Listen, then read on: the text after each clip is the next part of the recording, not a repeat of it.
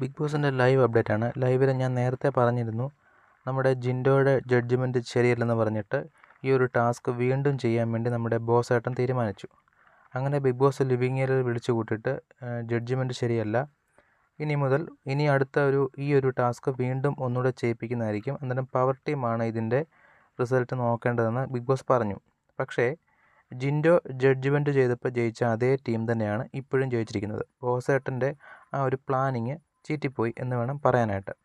കാരണം വീണ്ടും ചെയ്ത സമയത്ത് നമുക്കിവിടെ കാണാൻ സാധിക്കും, അഭിഷേകും അതുപോലെ തന്നെ സായിയുമാണ്, അതായത് അവരുടെ ടീം തന്നെയാണ്, ഒരേ ടീം തന്നെയാണ്, അവരാണ് വിജയിച്ചിരിക്കുന്നത്.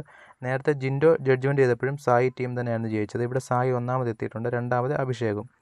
ഒരേ കട്ടയ്ക്ക് ലെവലിൽ തന്നെ നമ്മുടെ ഗബ്രിയും വരുന്നുണ്ട്. ഞാൻ കരുതി ഗബ്രി ജയിക്കുമോ എന്ന് ഞാൻ കരുതി. കാരണം ഗബ്രി ഏകദേശം അവരുടെ അടുത്ത് വരെ എത്തിയിട്ട് ലാസ്റ്റിലാണ് ആ ഒരു ഗെയിമിൽ നിന്ന് ഔട്ടായത്. എന്തായാലും സായി ടീമാണ് ഇപ്പോൾ ജയിച്ചിരിക്കുന്നത്.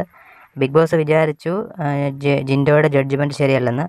സായിയുടെ ടീം ഈ ഒരു കഴിഞ്ഞ സമയത്ത് ജയിച്ചപ്പോൾ അവരിങ്ങനെ പിടിച്ചുകൊണ്ട് നിന്ന് അവരുടെ കൈയൊക്കെ കഴിച്ച്, എന്നിട്ടും അവരടുത്ത ഇതിലും വീണ്ടും കൊടുത്തപ്പോഴും ജയിച്ചിരിക്കുന്നു. എന്തായാലും ഇതിനെപ്പറ്റി നിങ്ങളുടെ അഭിപ്രായങ്ങൾ കമൻറ്റ് രേഖപ്പെടുത്തും.